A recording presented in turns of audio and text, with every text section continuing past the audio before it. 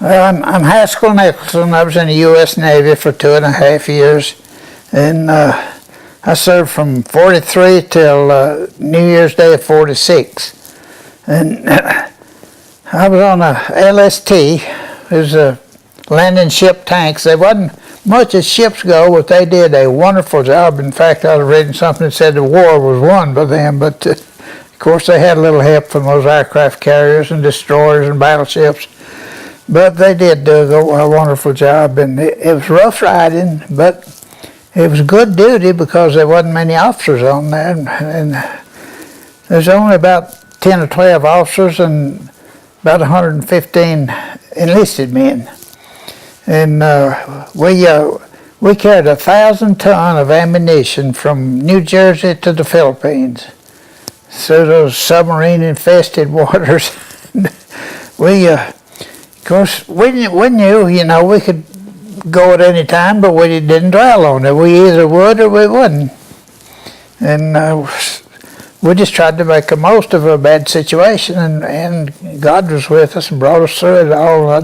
We wasn't in the battle. We were where some battles were going on, like Luzon and Leyte and Okinawa. And but we could have been, but we wasn't. We never did get in the battle, but they had the islands fairly well secured. They had the Japs pushed back where we could come up to the beaches and not have to face any gunfire. But I was a motor mech in the engine room. I was down in the engine room all the time. Every one of my stations was in the main engine room, and we had two big General Motors 12-cylinder diesels was our main propulsion, and we had three smaller engines in the auxiliary engine room of generators. And I was in charge of a watch in the engine room, and I had to stay down. When I went down there on a 4-hour watch, I had to stay 4 hours unless there's an emergency or something. Then they had to send somebody else down to replace me. But we went by the Statue of Liberty one time, and I was on watch in the engine room. I couldn't even come up and see it. Then when we come back, I was on watch again. Didn't get to come up and see it. But I've seen it on TV a lot. And in Bainbridge, Maryland. That's where my basic plan. And then I got to leave and went home for like, I don't know, 8 or 10 days and went back to OGU. That's outgoing unit. And there where they went through and they gave you tests, everything, find out, and for radioman and all that stuff. And I couldn't hear well enough to be a radioman, but I was mechanically inclined, so they sent me to diesel school in Richmond, Virginia. And I went to the two schools there, the advanced school. You come out of the advanced school as a third-class motor mech. And then when I got through there, I got another furlough and went home for a while, and then went back to Norfolk, Virginia, and they assigned us to a ship. Our ship was built in Evansville, Indiana, and we got on the ship there, went down the Ohio River to the Mississippi, and down the Mississippi to New Orleans, and we took on supplies to be an invasion of Normandy. But on the way to Norfolk to join the convoy, we had a collision with a tanker, and it messed that LST up quite a bit. And they put us in dry dock for, I don't know, like 30 days to repair the ship. They pulled a training ship out of Chesapeake Bay, and they took our place and went to Normandy. And I never could find out what ship it was or what happened to it, but I would like to have. They put us out there as a training ship for 10 months.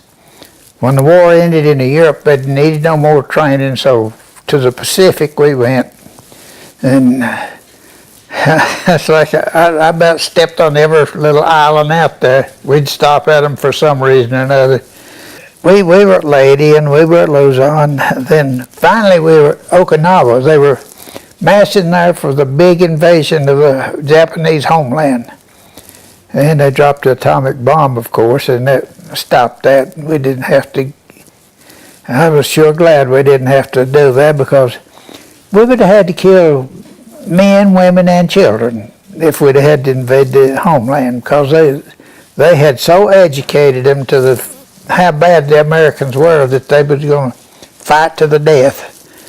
And I don't know, some people thought that was, of course it was bad, that atomic bomb, but I think it really saved lives. Yeah, they were educating them that we were real monsters, that they didn't want, and they thought it was great to die for the emperor. And we went through the Panama Canal, and went to Hawaii. We stopped in Hawaii and then the Philippines. I got to be in Honolulu, and I got to go to Manila, and there a lot of places, a lot of islands I was on there. In Yokohama, we was kind of a ship going to Yokohama Bay in Japan, and we'd anchor there, and we'd take things up there, and then we'd go back to the Philippines and get another load of something. And then they got a truck to take some of us up to Army base just at Tokyo to get a Jap rifle for a souvenir for everybody on the ship. And I picked me up. They ground this rising sun emblem off of the top of them, and I found one that still had it on it, and I've got it in there now. And then we come back to Guam, and that's where our skipper wouldn't let anybody off the ship till they had enough points to be discharged. They're getting discharged by the point system. And Yeoman, he said, when I get off here, I'll fix him. Well, he got enough points to go, and I figured that was the last he'd think. But it wasn't long after, when we come back into Guam, they radioed for our skipper to come ashore and bring his ship's log. And he took it over there, and they picked out 40 men off of that LST and said, send these men home tomorrow. And I was in that bunch. And I thought we might get to ride a big ship back, but they put me on another LST, and I had to stand watches all the way into Seattle, Washington. And from there we got my first airplane ride to Chicago, and from there we had to get a train on to Norfolk, and that's where I got discharged. Got home New Year's Day, 46. I thought that was a good way to start the new year off. But it was a great experience. I wouldn't want to do it again, but I would if it was necessary, and I could. Of course, I couldn't do nothing now. I'm 93 years old. My wife she was living with her parents, and my daughter, of course, that's here today. She was just 18 months old then. But you know what? I got home up to the house about 1 o'clock. And by the time we were eating supper that night, she was up in my lap to eat supper. That's a biological thing. That's all you can make of it, because she wasn't big enough to remember me when I left. And I guess Brenda had probably showed her my pictures and all that and everything, told her about her daddy. But fact is, when we went to supper that night, she crawled up in my lap to eat. Well, we had pretty good food. We had some good cooks on that LST, and as long as we had good supplies, we had good food. But no, I don't remember what my first meal was. I know my mother-in-law was a great cook, and she's one that fixed her and her daughters. She had 4 daughters. They prepared her meal. Yeah, I was staying with my great-grandfather going to high school. And I was just out roaming around over in the woods. And then I come in, and he had a radio. Not many people had radios back then, not out up there. And they would listen to the radio, and I come in, they told me what had happened. Well, I didn't know much about Pearl Harbor then, but I found out real fast about it. Everybody kept saying, why don't you enlist? I said, well, when they need me, they'll send for me, and they did. We were on a tank deck watching a movie, and they announced it over the PA system. And I don't know if anybody ever shut the movie machine off or not. we come out of there. Of course, every ship and everything on the land was firing their guns, and ever so 3 or 4 rounds was a tracer, and you could see where those bullets were going, and they were coming right out over the ship. I was up on the main deck. We had a LCT on our main deck, and I was under that, and I got afraid to come out, and I was afraid to stay up there, but it finally died down. They said there's $900,000 worth of ammunition spent that night. Of course, that would be a lot today, but it was $900,000 back then was a lot. And when it all died down, quieted down, then they come out saying it was a false rumor. But that was the 10th of August. But in a few days then, this is a real thing, and we continued to move supplies to Japan for the occupation of it, and they put me on another LST, then sent me back home.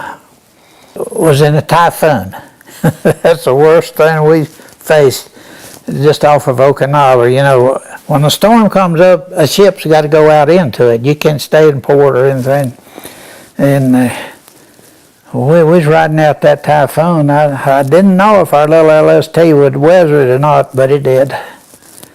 And I'm just thankful that our steering gear kept operating, because if it went out, then you had to do it by hand, and some of them, it was hard to steer that thing, and they'd get broadside. You had to be headed into the storm all the time, because if you got broadsided, they'd capsize you. Yeah, of course, on the LST, you knew everybody on there, and it's just like a big family. And I've got 5 or 6 shipmates still living that I called them all right before Christmas, and you made some good friendships on the ship, and remembered them. And this past year I lost 2 more shipmates, and I started it off. I hosted 3 reunions. I got the first one is in Norfolk, and the second one's in Norfolk, and then the next one is in Nashville, Tennessee, and then I got another guy to take it over, and we had 2 reunions in Branson, Missouri, and then some in Richmond, Virginia, and then they kept dying off and getting feeble and everything, and they quit having them. Yeah, World War II veterans are getting scarcer every day. There's not too many of us. I know there for a while they said they were dying at the rate of 1,000 a day, but I guess it's got down to not that many dying now. I guess every day. I don't guess. Me and another brother were in the Navy, and then I had 2 in the Army, but the other one he never did. He was in the Air Force, but he never did have to go in the wartime. I get into a lot of interesting conversations about people sitting. I had my LST hat on the other day, and this one, he said, I know what a LST is. Said, I never was on one, but he said he was in the Navy on a I think, carrier or something, but he says, I know what a LST is. And a lot of people I run up with, and I watch now to see what all the license plates that have veterans, I've got veteran tags on both of my vehicles, and I see some, and when they pass them, if I can get their attention, I'll salute them. But a lady over at the bank one day, she saw my hat, and she thanking me for my service and telling how she appreciated it. I said, well, I know you appreciate it, but I said, you don't really know how to appreciate it unless you could see what some of the men had to go through. I said, whoever coined the phrase war is hell hit the nail on the head, because it is. I told a policeman here a few days ago, I said, I thanked him for his service. He said, no, he said, I don't thank you. I said, no, I said, I think you're in as much danger as I ever was, and I appreciate what you do. Well, I feel like it was an honor to serve your country when they needed you. And of course, like we said, everybody couldn't be in some, and I appreciated what the civilians were doing. It is absolutely amazing what the United States manufactured for World War II. They had 1,152 LSTs they built, and they built aircraft carriers and destroyers and every kind of ship, and they built tanks and trucks and jeeps, and it just staggers your imagination to think how much that productivity went on for World War II. I don't know whether we should blame the Japs for hitting Pearl Harbor or blame ourselves for letting them do it. We could. The guy on the radar reported all these planes that he could see on radar. And he called one of the big wigs, and he said, well, there's some B-17s supposed to come in. I guess that's what it is. And they just let it go till they come in and started knocking them over. Boy, how I would like to have been on a 20 millimeter clipping those planes. When they would come down through there, they said they'd come down smiling and waving at them. And those, I would like to tuned in on one that was a 20 millimeter while he was smiling and see if I couldn't wipe that smile off his face. That it's hard for me to have any kind of respect for a Japanese anymore. I try to get over hating them, but I don't know if I ever will. I appreciate Veterans Day, and back years ago when I was able to do it, we marched in parades everywhere, VFW. I appreciate the Veterans Day. It used to be called, Armistice Day, but they call it Veterans Day now, and which I guess is better. There's a outfit up here that my niece in a school where every year at Veterans Day they'll send me a card and thanking me for my service. And I wrote back and told them, I said it's nice to be recognized, but I said even if I never got any recognition, this great land that we live in is worth fighting for. And I felt it was an honor to serve my country. A lot of people just takes this, with a grain of salt, and they don't think that much about it. But I tell people, I say, freedom is not free. We paid a terrific price for our freedom.